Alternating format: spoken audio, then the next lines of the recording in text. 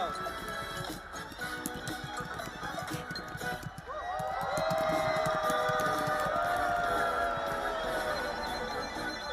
Indiana welcomed me into its heart.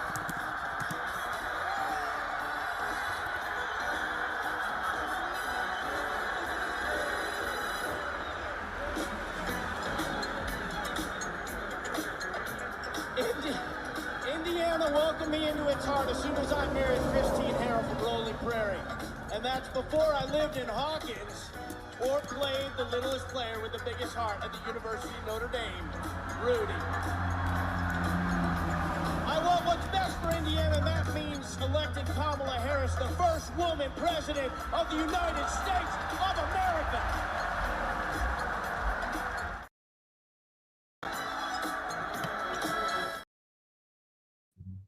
That was weird. Good echo. Hey, welcome, welcome, welcome. I am Fred Wellman, host of On Democracy. Excuse me. Oh, not this time. Host of On the Line with VoteVets.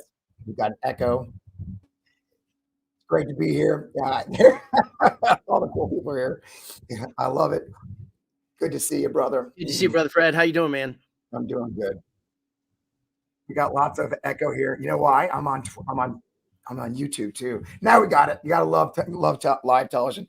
I was going to introduce you later. You know, Sean Astin, as you guys know, great actor, star from the Goonies. Let's see, Stranger Things now. That little role, Rudy. But who could forget Lord of the Rings, Samwise Gamgee?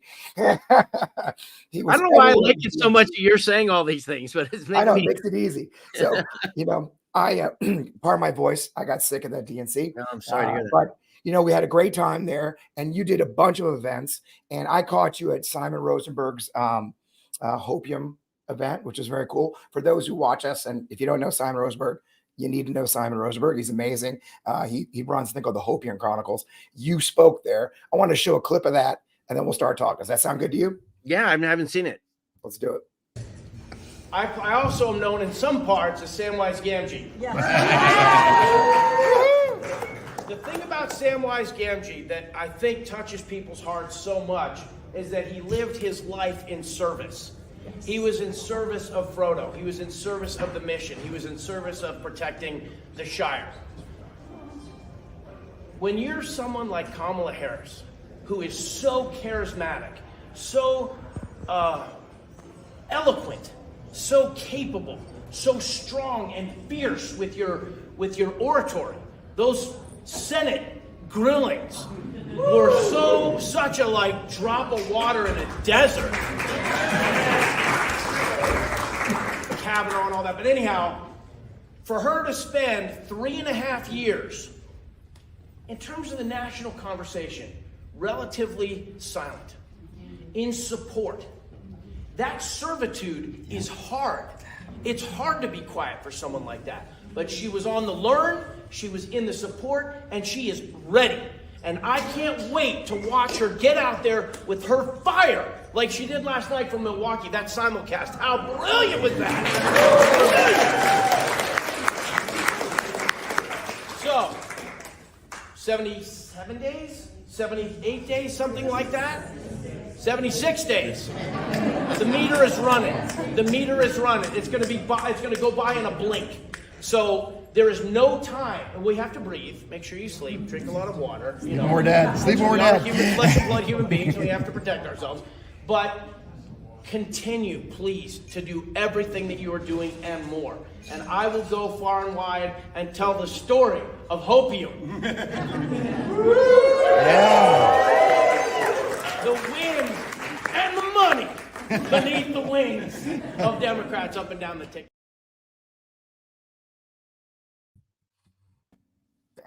Well, there you have it. It was a great little speech. You pulled it out. You have been involved in a lot of things. And when I met you that day, discovered that not only were you doing acting and your philanthropy and your political work, but you've also been a civilian aide to the Secretary of the Army. How did you fall into being involved with the Army? Well, politics. I mean, I was 21. I keep saying 19, but as I think back, I think I was 21. I was called by my mom's publicist's assistant, who I guess would become my publicist, Sherry, saying, "Hey, I know you were talking about, government or politics at the barbecue the other day. Would you want to go and speak with Hillary Clinton?" Hillary was then First Lady of Arkansas, and Bill Clinton had just gotten the nomination. And there was a political action committee, the Hollywood's Women Political Caucus, I guess, or something. And they want someone to go there. And I just said, yes, absolutely. I didn't know what to say. I didn't know. I just wanted to participate. I wanted to be involved. I wasn't even really that well known yet. I don't even think I'd done Encino Man yet. I'd done Goonies and Toy Soldiers, I think. Oh, and Memphis Belle, a military, a movie made for veterans. When I got there, this tall, skinny Texan named Todd Weiler was like, "Hey, come with us." And he was her lead. He was the lead advance guy on the site. And when I came down after Hillary spoke and we came down off of the platform, the wooden platform they built in the middle of this, I mean, like 15,000 people at CU Boulder. My wife said, "This man just, sort of rescued me from the crowd," because I guess the Secret Service had sort of pushed her into the crowd or something. And I was like, "Oh, well, Todd, thank you so much."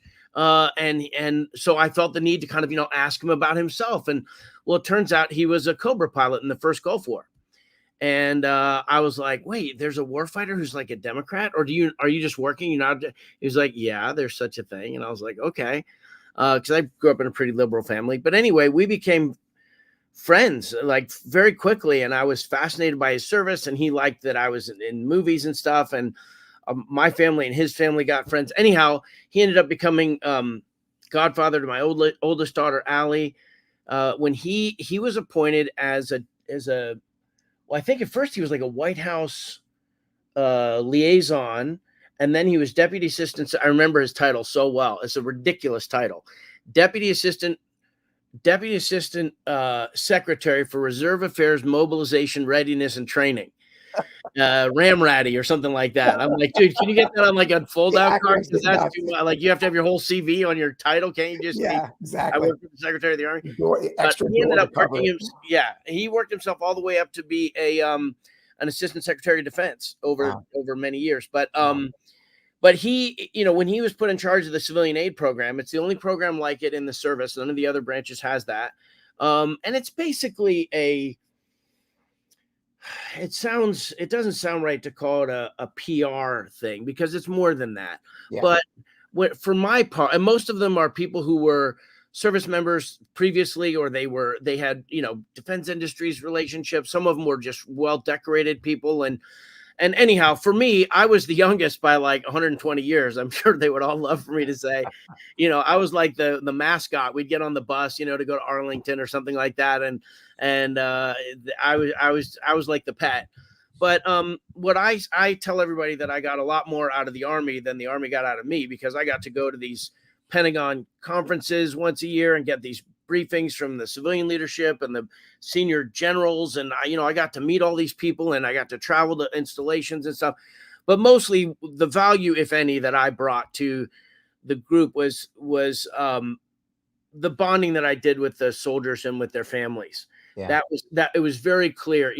If I went to like National Training Center at Fort Irwin or something like that, yeah, I hope I'm thinking of the right one. But like, it was great. But when I go to like the PX, it was so many people were just excited to have an actor be there. And then I'd end up spending time with them, hearing stories, hearing what it was like for them when their spouses were on deployments, how hard it was for them. And I learned the Army culture of gratitude towards its people. At least it's in terms of, I guess the VA is doing better now, but yeah. Try not to be too critical, but yeah, so that was it. That was and it was 95 to 05.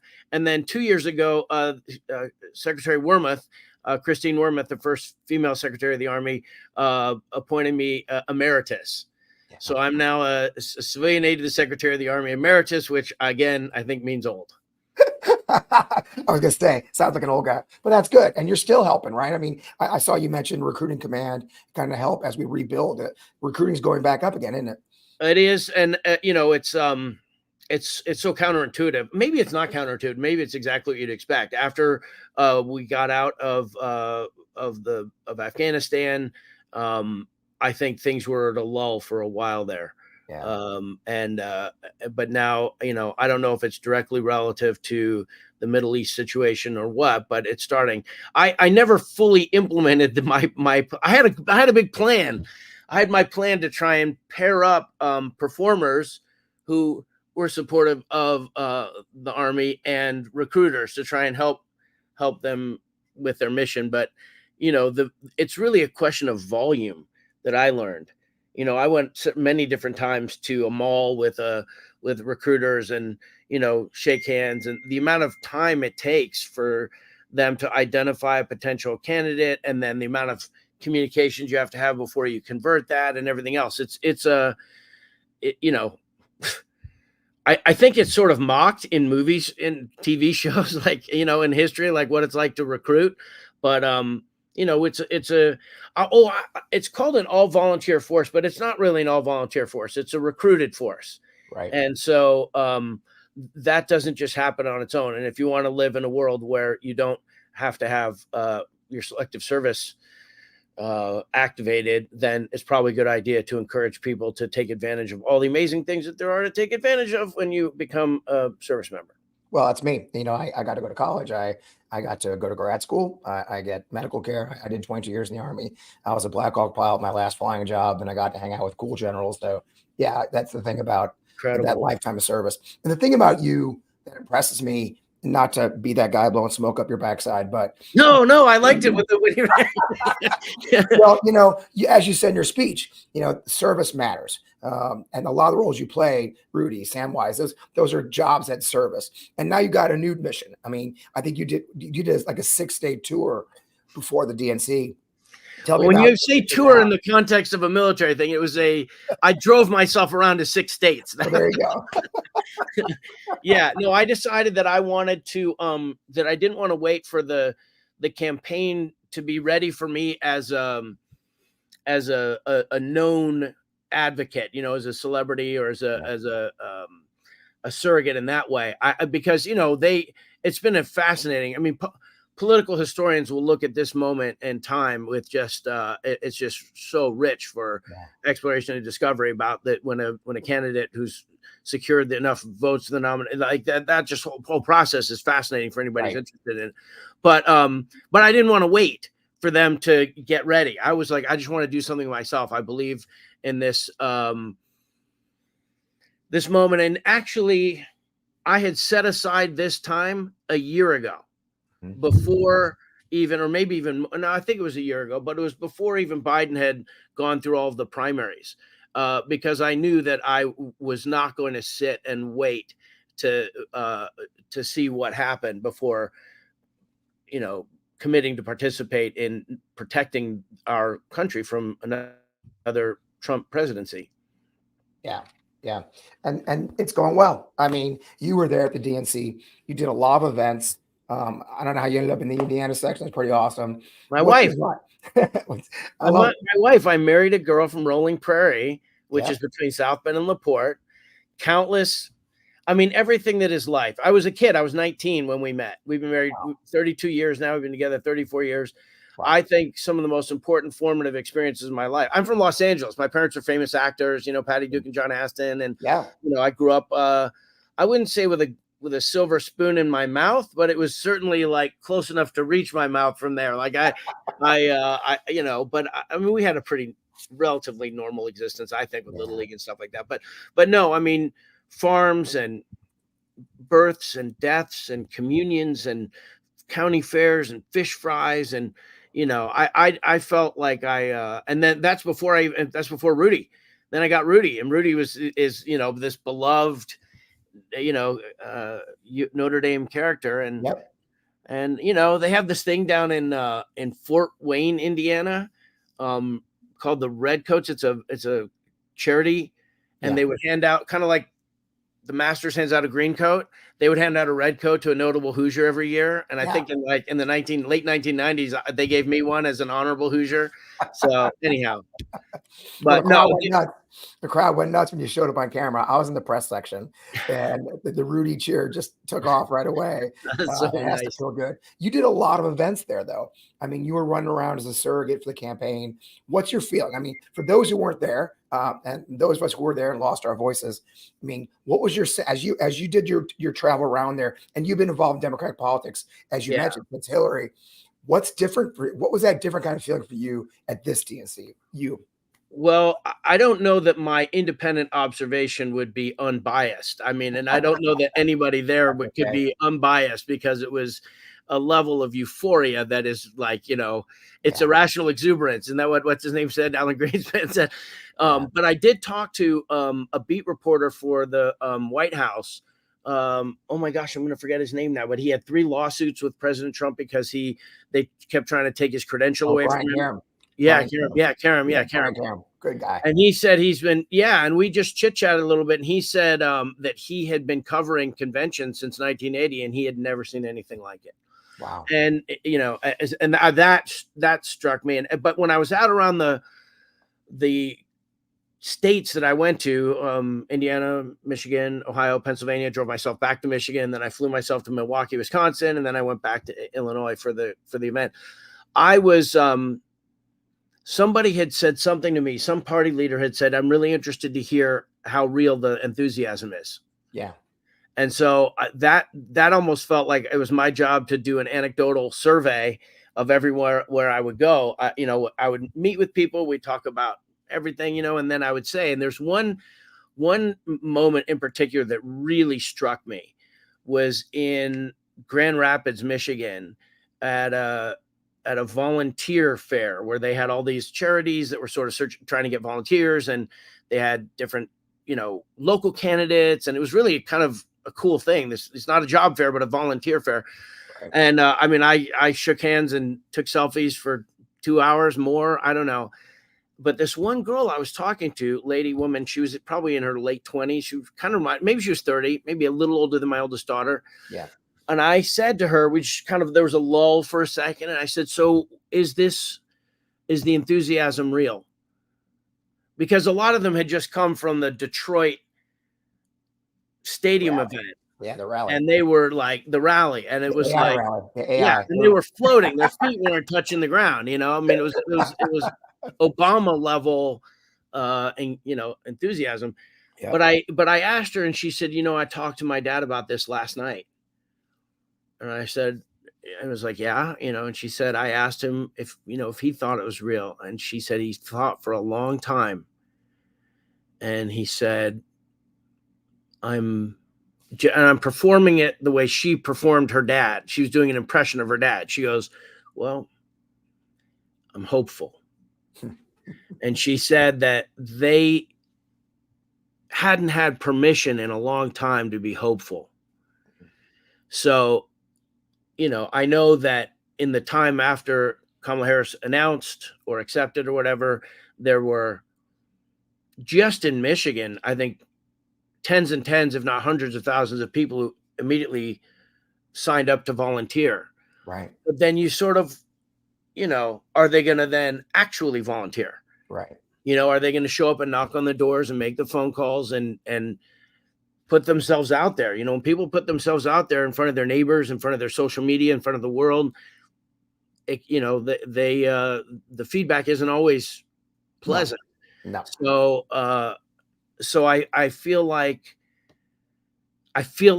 it's real. I feel like it's happening. I mean, looking at, I think I met 11 senators, 6 governors, countless mayors. The place was lousy with mayors. I mean, you couldn't walk 10 feet without finding a mayor. Let me tell you what, there's a lot of mayors in this country. Actually, I went to one thing that was Tastes of America, and it was basically mayors were there bringing little bits of food from their region, indicative of their region. And that's what it was like. I mean, I don't think it's so much different because of me, but when you have a face that's recognizable and every 2 steps you take, somebody's like, oh, can we take a selfie? You do that. But I just found myself in conversations with all of these elected leaders, like with Dolores Huerta. Do you know who Dolores Huerta is? Nope. Dolores Huerta co-founded the United Farm Workers Movement with Cesar Oh, right. Chavez.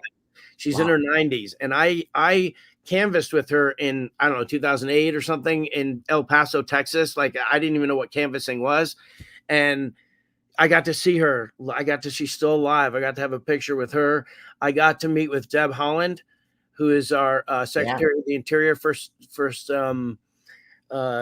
Indigenous, first Native American cabinet member. Yeah. You know, so it just was, and to a person, everyone is just filled.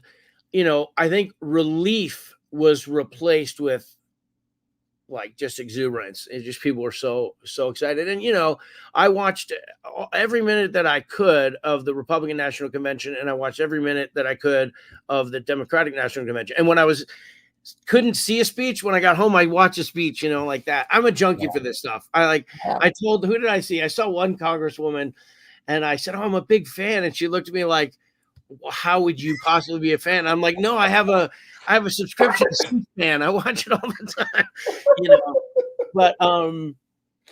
But there's just so much.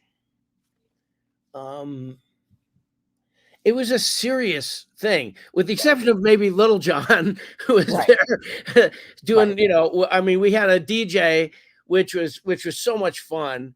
And I think like it was a very well produced. It's so funny because the detractors are like, well, it was extremely produced. You're like, yeah, it was well produced. Yes. You're welcome. It was a well produced event. But above and beyond it being well produced event, that I believe was largely safe. I'm pretty sure all the protests that happened happened peacefully, and thank God for that. The things that the people were saying, there was a little cheekiness, but mostly it was clear-eyed, sober, real stuff. It was so impressive. And, you know, a lot of the detractors say, well, there was all hope and joy. There was no policy. There was no substance. It's like, well, then you weren't listening, or you're just trying to trick people into thinking that's not true, because there was tons and tons of policy stuff across the 4 days. So I don't know what to say. It was pretty great. You know, you're a storyteller. You're not just an actor. You're also a director. You're a best-selling author. Congratulations. You are in plays now. I mean, you do all these things. I took a class when I was in grad school from a guy named Mark McKinnon. You know, Mac McKinnon's on the show. He's on the Showtime The Circus, if you know him. Yeah, no, I watched him all with the hat. Yeah. Mac, yeah. So Mac's become a good friend of mine. And Mac actually taught a class it was storytelling, political storytelling. And I think, because that's how humans learn, right? We tell a story. That's your entire life since you were 10. I think you did your first commercial. Your first short was this storytelling aspect. And I thought that was a powerful way to tell a story, which was one of the most powerful moments of the entire convention for me, was the abortion conversation, where they had the family, they had the young woman who'd been raped by her own father and had her first pregnancy test at 12. That's some pretty powerful storytelling that makes an impact, doesn't it? Yeah. And, you know, I always, during State of the Unions, you know, I always kind of, I don't know, I try and evaluate whether it's cringeworthy or not when the presidents, all of them, will refer to the people up in the gallery, and they'll generally pick people with extraordinary stories. Right. You know, sometimes it's very political seeming. You know, this subject matter is so triggering for so many people that, you know, I wondered what kind of decision making went into that. But basically, these human beings walked out onto that stage and stood there and told their story. And I mean, you know, you'd have to be, there's something has to be wrong with you if you can't empathize with what they said. You know, and their stories were extreme. You know, I think the policy is not necessarily just meant to deal with those kind of extreme cases, but, you know, they affect, I have 3 daughters, you know, I just want to live in a country where their needs are being met in as sentient a way as possible, you know, and I completely respect that people have different worldviews about this. And I, you know, mine is not a simplistic worldview about it, but no, you know, it's funny when you talk about narratives. Like, I I don't have my phone in here, but I doodled on my on the computer when I was flying from London to Chicago a map of America, and then I just kind of traced the outlines of the states I wanted to go to. And what I was saying to people was that I wanted my story of participating to be clear. I wanted to create a story of how and why I was participating. So I know that's not the hardcore, I mean, when you say this thing about about the abortion issue and about those people standing there, I can't help but wonder what my relationship is to that. Yeah.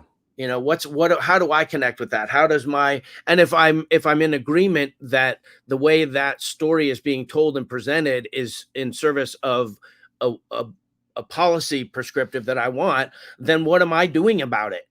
Right. And so I feel like the storytelling, we all have our stories. And I think some people try and hide from theirs or obfuscate, or they don't want to acknowledge that they have a story. But no matter what we do or don't do, it's a story. That's it. And people understand that. I mean, we have always expressed ourselves in story. We've always, I used to joke about the chief in the cave going, our spear is the most powerful in the valley.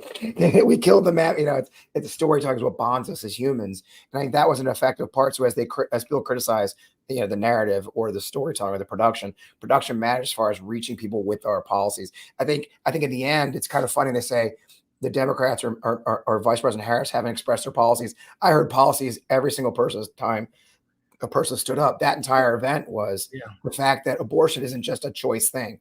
It's healthcare. I think that's important. Well, even the border. I mean, the border is, has been this cause celeb, but I think Kamala Harris sort of wins the debate. Mm-hmm. She wins the debate on the border, and even though, look, money in politics. And a lot of the things that get harangued over are so awful. It's so awful. It shouldn't be like that. It shouldn't be the way it is. We should be able, in an advanced civilization, to have these conversations cleanly and clearly. I had a show like this in the early 2000s called Vox Populi, Voice of the Occasionally Interested People. And I would try and model, discourse, civil discourse where people can disagree, but it's a zero-sum game right now. Right. It's a zero-sum game. We either win the presidency and have the policies that have been there's no daylight between Kamala Harris's they're her policies. Right. Maybe this idea of 3 million new housing units is a really interesting idea. California, we deal with this issue big time, and I'm really curious to hear the detail in that, but it's a binary choice. And I went around in 2016, telling I think I did 19 states for Hillary. Wow. And maybe less, 17, 18, 19, something like that. Well, if you count my own, it's definitely 18, might've been 19. In New York, I was in New York at the end, but I didn't really campaign there. I ran the marathon and then went to the Javits Center when she lost. But I saw your runner, and you and I are about the same height, Sean. So I don't know how you're a runner, but that's another topic. I'm in a different weight class now than I was when I was doing my marathons. But my point is just, I would say to people, with respect, I respect the Republican voters. I respect all voters. Yeah. Right. I respect all our voters. The Republican voters who nominated Trump in 2016, I respected them. Yeah. And so when I would say it, I'm probably not a perfect guy, but what I tried to be disciplined in saying was, listen, this country stands on the precipice of making a mistake. Yeah. I didn't try and say he was a criminal or he was now he's actually a criminal.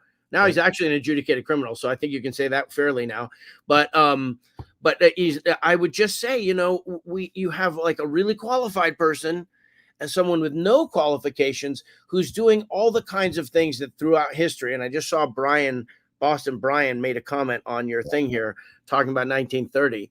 And I think we have to be careful when we make references like that, even though they certainly do beg to be made.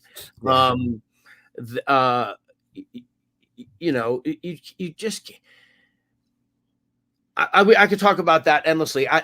We try to be positive. We'd want to talk about the positive, the affirmative things we want to do. But I think it's a mistake not to occasionally say what's happening. I mean, this is a military themed show.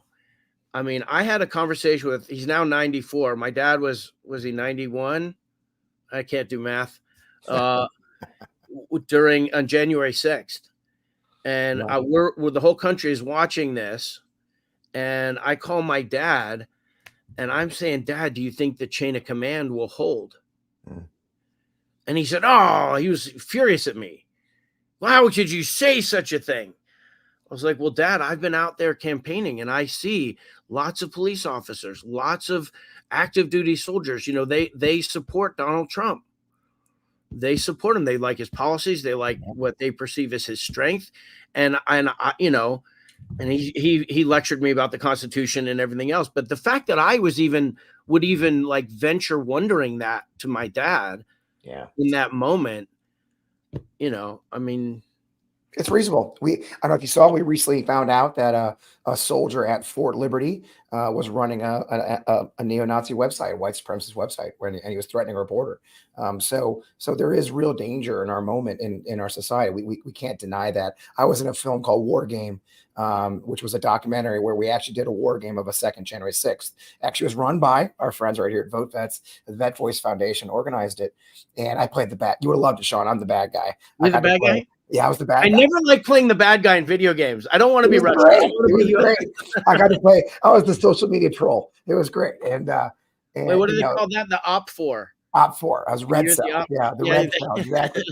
I got to play the bad guy. And it's scary. And the scenario in that, by the way, the film War Game will be out on Amazon Prime in January. It's screening across the country right now.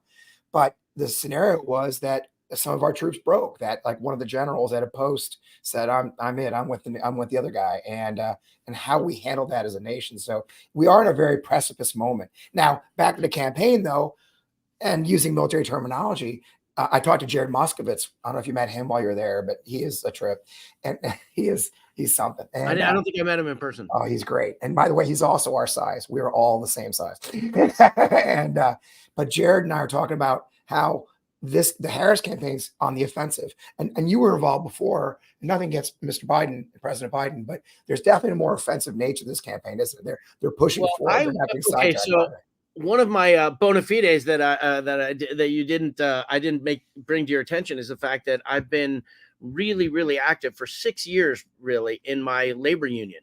I'm a leader in my labor union. I'm a member of the national and local boards. I was on the negotiating committee last summer during the hot labor summer. I was our contract that was being struck or that we were striking. And, since then I've just been sort of jumped into the national labor family, from the California Labor Federation to, being in DC was just like, I don't know, it was like coming home to labor. And that was, that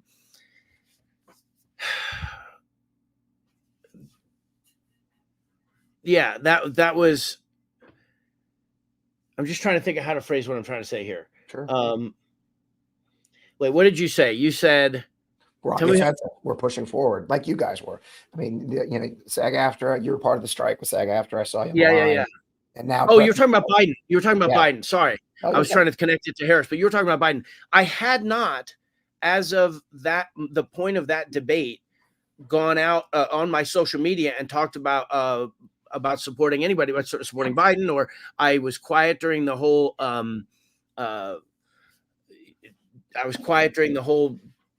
process of the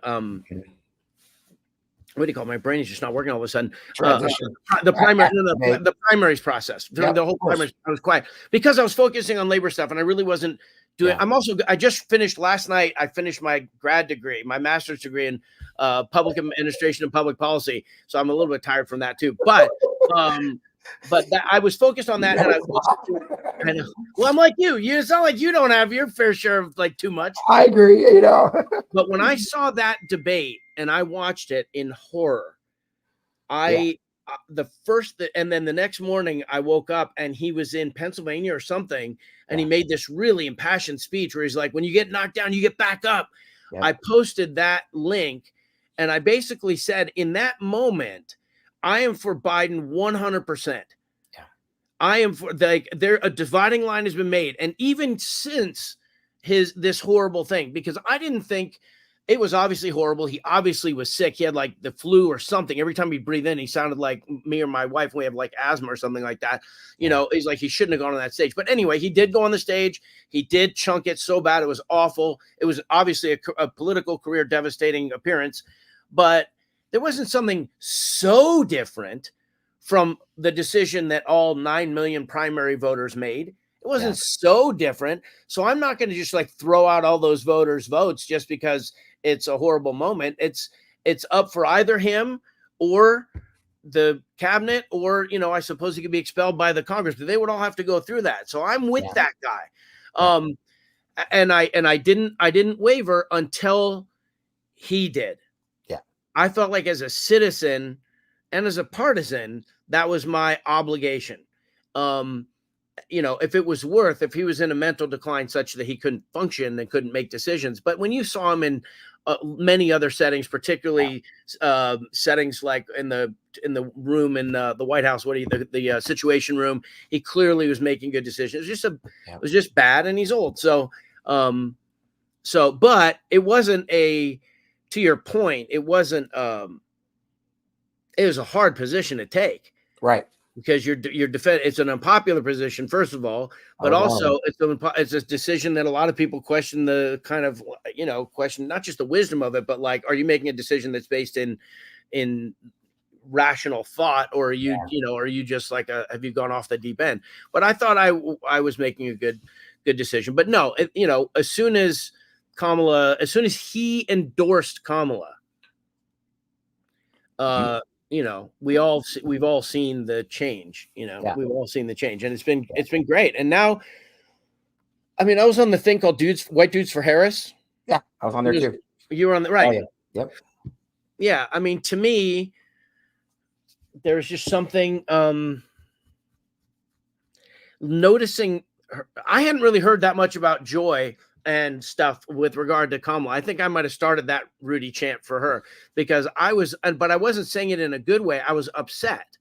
I was saying it's not fair that this woman who has a 1,000,000-watt smile and who laughs, it's easy to, if you're doing a parody of somebody on Saturday Night Live, you take some exaggerated part of themselves and you push it even farther. Well, she's ripe for that, but it's real. It's a real big laugh. And when she dances, she's a good, like, these aspects of her personality. Are we not allowed to like these? Are we not allowed to say, I want a leader in my country who's, you know, who also understands that life is like worth living? So, and not that other leaders don't have that, but I just feel like she's treated as a woman way differently than we treat men. I think that there is still chauvinism and sexism writ large, and I think that laughter dancing thing is a tell for that. So and then it's been great to watch everybody and their sister pick up on the fact that you know, listen, old Shawnee boy, kidding, but no, it's true though. I mean, it's funny how it is very disarming. The weird thing, the Joy thing, somebody I consider a friend on Twitter, who's a political analyst as well, said, you know, this Joy thing, you know, politics is serious. And I said, you know, I've been a professional Trump watcher. I was with the Lincoln Project, right? I was the executive.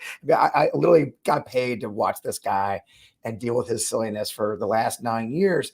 And there's something to be said for the poison and the vitriol and the hatred that comes from the MAGA movement and comes all the way down from Trump. You know, there's a Greek saying something happens. A fish stinks from the head down, right? And so the counterpoint of that is Joy, and that's okay. That's okay. Something happens. People have an instinct to see the false.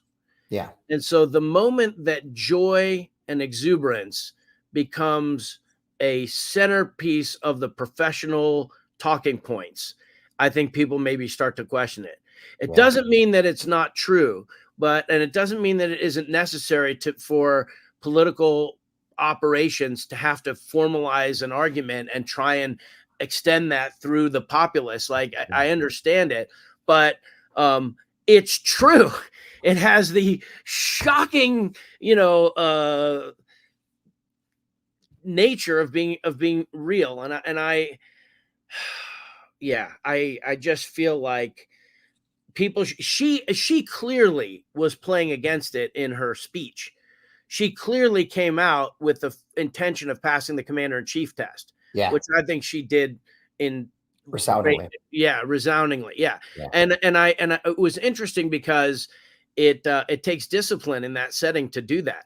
When you have a massive stadium of people who are, but I also wonder what it must be like for her to watch all of those comments, all week long, all of the praise and everything. And, I saw one meme where someone's like, aside from her joy, can you name anything that she stands for from a policy perspective? And then the person rattles off like 37 things. And you're like, okay, so yes, you can. But they're in there.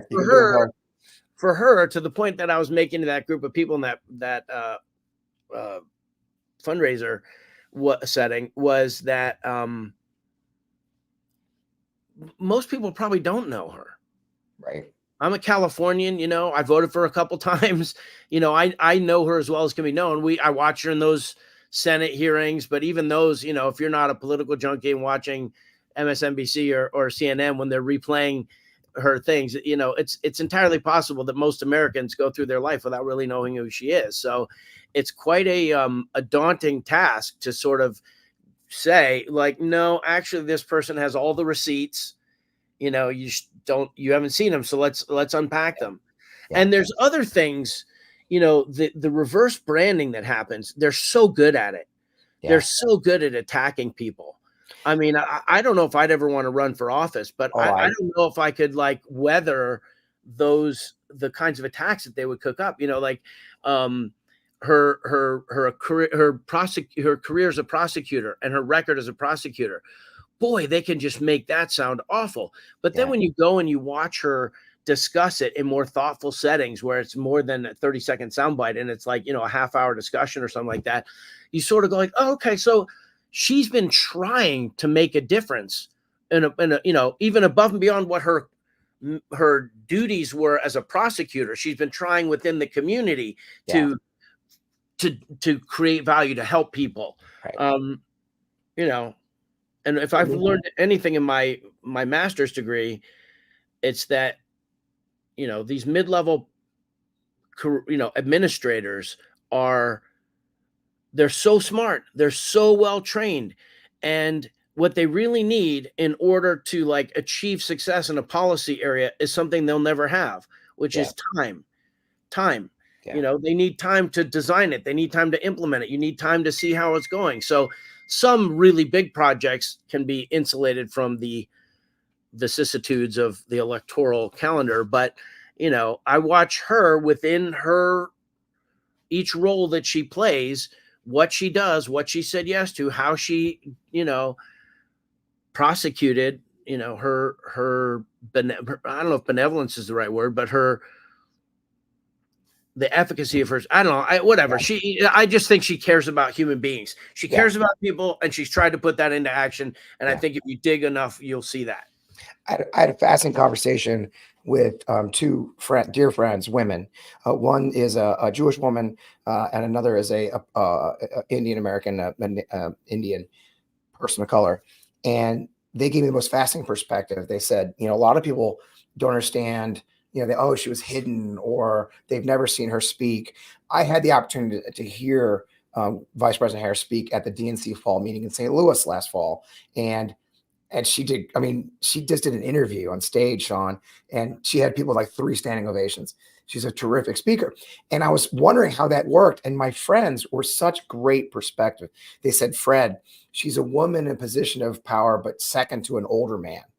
And she can't come out on stage ahead of the president and do her thing, dance, be high energy, get the crowd fired up, and then have a decent 81-year-old man kind of shuffle out behind her. She can't overlap. So she has grace, right? So she's been sort of tone shifting, if you will, to the position she's in. And now that she's unfettered by that need, we're seeing the real true Kamala. We're seeing the real true energy that she brings to everything, that the true energy I've see her speak. It was such a fascinating perspective. That's why I love having a diverse friend group. It's like, I never thought of that. That's well, I mean, that's on that in business. It's the same way in business, I think the coverage of her is, you don't have to look too hard to see how chauvinistic it is.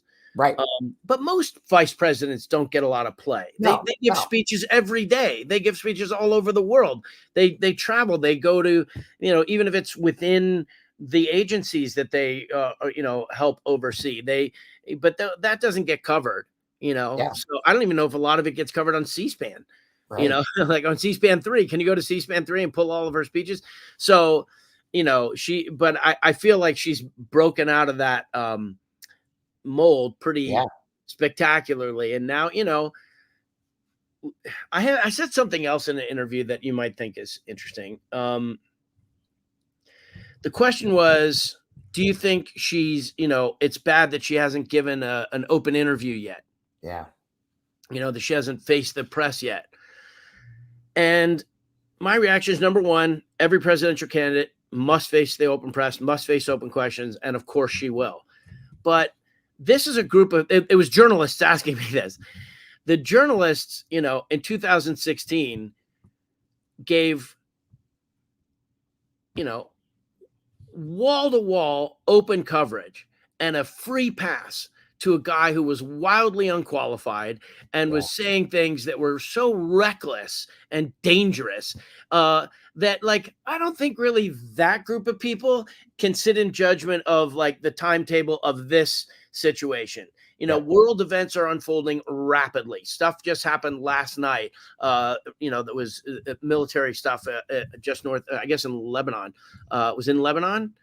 Yeah. It was in Lebanon. Yeah. There was an exchange of missiles. So she's going to have to address these things as they happen. I'm sure her campaign can't wait for her to have the opportunity to do it. I'm wondering what's going to happen in the debate. I hope there's only, I don't know, maybe there should be a lot of debates. I kind of feel like there should be no debates. I feel like, giving that guy a forum just to be a jerk is, but I think the tradition of, we have certain traditions and they need to be honored, and debates are a tradition that need to be honored. But shouldn't they go back to the committee that put them on? Yeah. Biden threw them out. And I think the way they design those things and the negotiations that happen there are, there's a level of oversight that is required. This sort of hey, let's free for all it just feels a little bit reckless to me. But anyway, I'm really excited to see her acquit herself in those settings. And it's going to go by in a blink. I know. Well, 70 days. One thing, and we've got a couple questions I might turn to is I was talking to some friends of ours here in St. Louis who are not very online like you and I, right? They're not very political like you and I. And while you and I watched President Biden struggle a little bit during that debate, what they saw was Donald Trump really for the first time in a long time. And they were telling us that they can't vote for him now because he's worse than he was before. He's more poisonous. He's more angry. He's more, in many ways, if you remember, it's easy to forget, he was seething throughout that debate, right? So for me, especially being an old Lincoln Project guy, as I mentioned, there's real value in letting average Americans who aren't very online, watching every clip of his speech, see him for who he is and let them think, do I want to go back? I don't know. I mean, I think supporters of his thought he came across as strong in that debate. They love it. Yeah. I mean, he had a great takedown. He had two great, one against Hillary and one against Joe, great takedown lines. And it's a shame that that's the thing that we seem to, value as the most important thing. It's a certain skill, I give the guy credit. He's got a skill for that. But, we have to, I mean, a lot of times they say the pulling out of those things doesn't matter, but, yeah. There's a question here on the screen, Sean. Yeah. One of our followers is asking, a lot of celebrities haven't been speaking up. What's your feelings on that? Do you see them more speaking up? He's not a big fan of the arts, that's for sure. What's your take on that? Well, there was actually a Harvard study that came out, I think 2 weeks ago or like a week and a half ago, about celebrities and politics and whether or not celebrities have any impact on politics. And it said that actually they're having an outsized impact but not necessarily in a horrible way. I mean, to me, I hear that and I'm like, eek, you don't want people, just because someone's popular, them to be able to like sway, opinion on this policy or not. But of course, they do have their right to their opinion. But it said it actually, it turns out more people. It creates, it's good for the civic engagement piece. It's like people definitely participate more when people are interested. I mean, I know famously Taylor Swift tried to get people registered. I think it was just in Tennessee or something like that. And like, so many millions of people responded to it right away or something like that. Look, I have family members who are huge Donald Trump MAGA supporters. Me too. It has caused great strain in our relationships. We have to work really hard to find the bonds of true love that we have for each other and I attribute that not just to the absolute necrotosis of the ideology that comes out of that like camp, but we're also being engineered that way as human beings. I mean, I love TikTok. I now get all my news from TikTok. I see bear encounters and what happened in Israel right at the same time. And I just scroll myself stupid. Kidding. But, well, not kidding. I mean, I do find myself scrolling through it. And because I'm a thoughtful, intelligent human being, I intentionally question everything I see, especially things I agree with, because I do not want to just be a yes person. I do not just want to be a zombie bot who goes in the direction that I've wanted.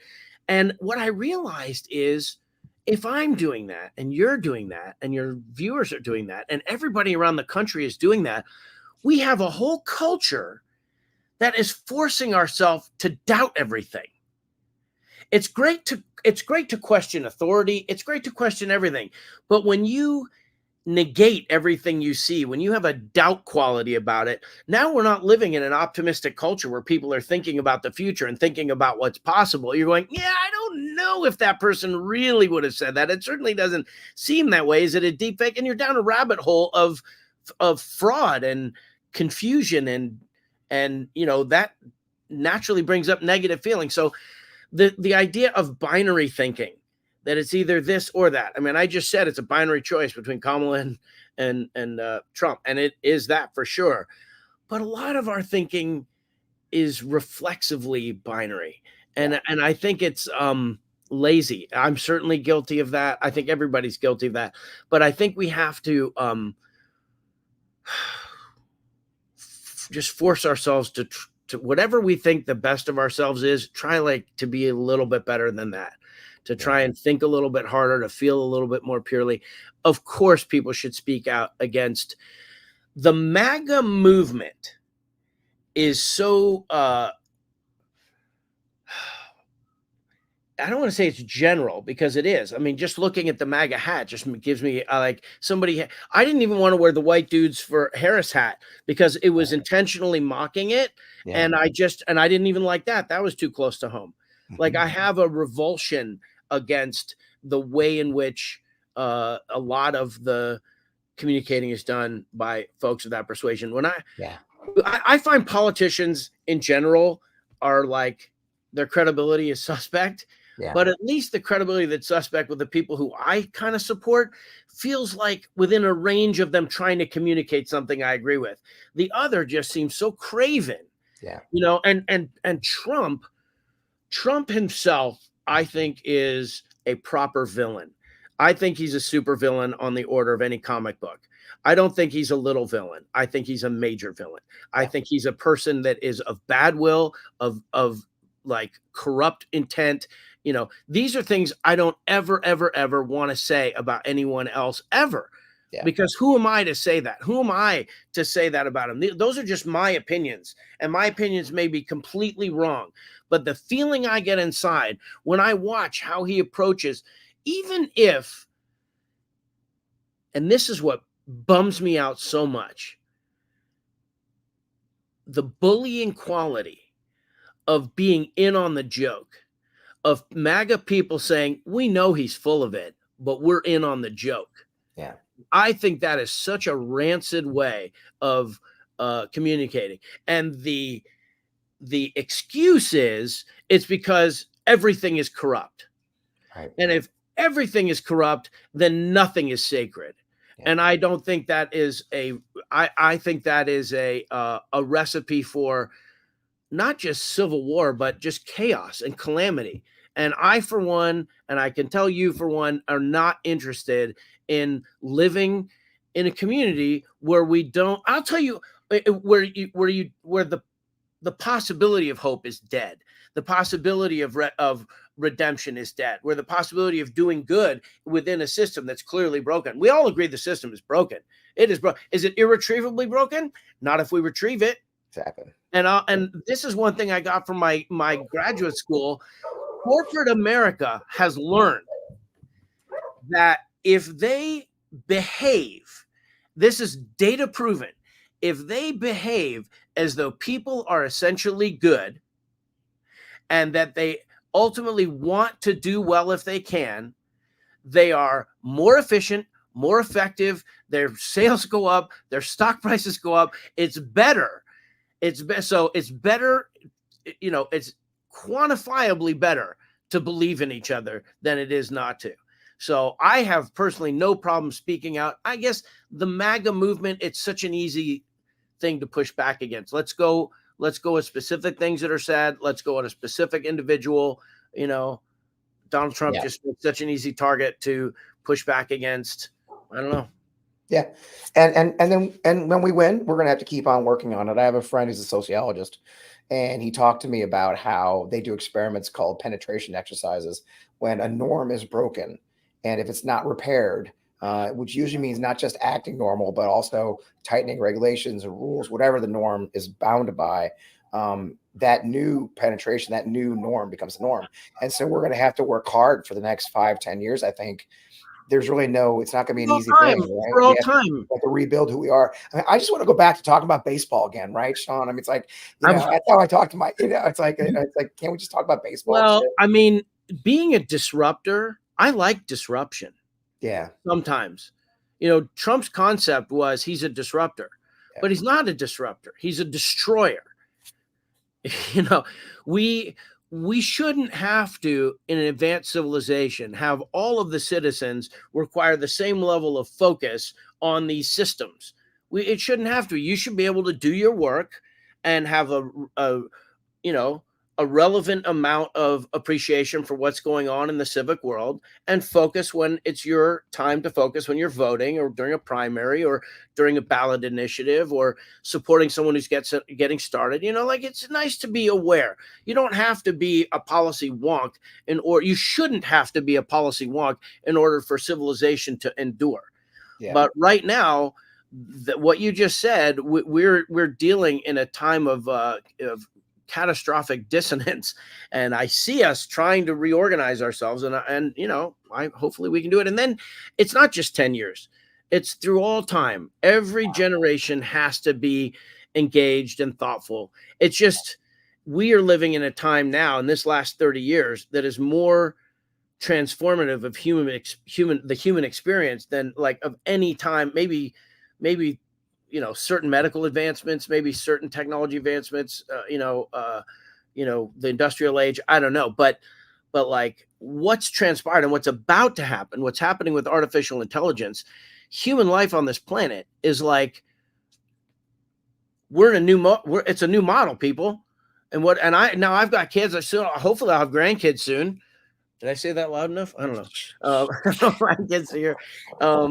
But where, what does it mean to be a human being? What does it mean you talk about baseball? I was talking to my kid about that dome in Vegas. Yeah. You can see, and she had the most interesting response. Like U2 played there. And I was like, oh, I want to go see U2 at that thing. And my daughter goes, oh, careful. She's 27. I said, what do you mean be careful? She goes, Dad, augmented reality, you have to be careful with it. It can change your consciousness. It can change how you see a sunset. how you, not just how you see it, what it feels like. You can have your synapses rewired. I'm like, that's it. I'm digging a tunnel. I'm hiding in it for the, I don't know where to That's what's coming. Well, I've taken an hour of your time. We've had a great time talking to you. What's next for you? I know you had a fundraiser going over the weekend. What's next? Your next mission, Sean, and how can people find you? Well, you can just go on to at Sean Astin at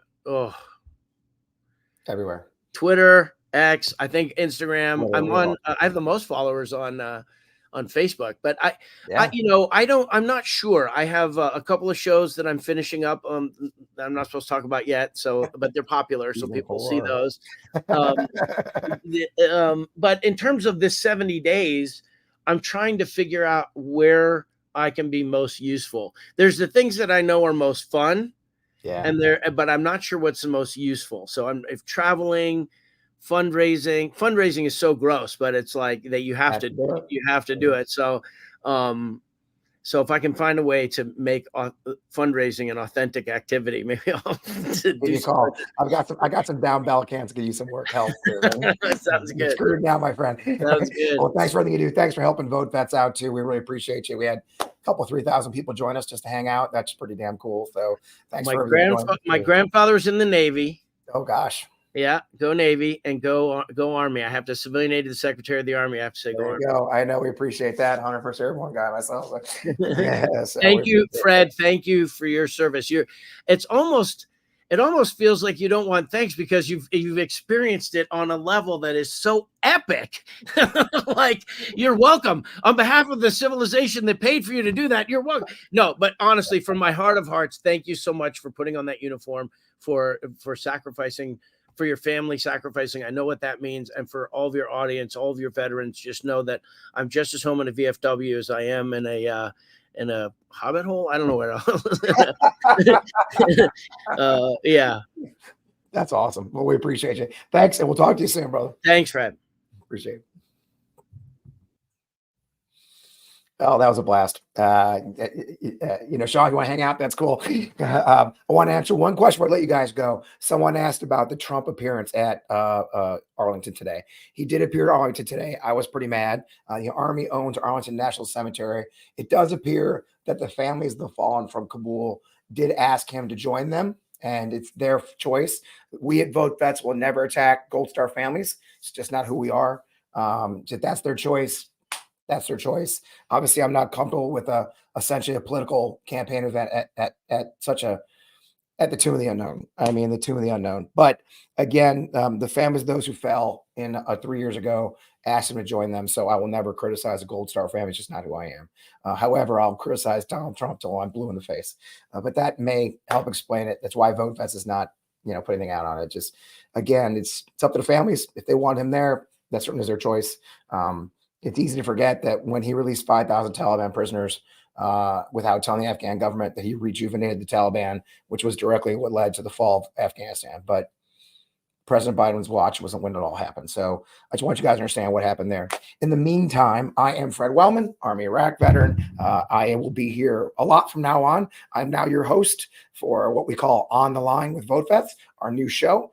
2 videos a week or more, including live streams like this. If you'd love to see more, send us a note. We'd love to hear from you. Most importantly, let me throw the screen up. We'd love you to donate to VoteVets, support our work. We're running candidates all across the country. We're doing important work. Without you, we can't do it. So we appreciate everything you do. In the meantime, get the fight, folks. 70 days till we're done. So if we can do anything. If you're in the military, you're a short time at 70 days. So join us, keep up the fight. Let's win this thing and take our democracy back in the right direction. With that, thanks for joining us. We'll talk to you soon.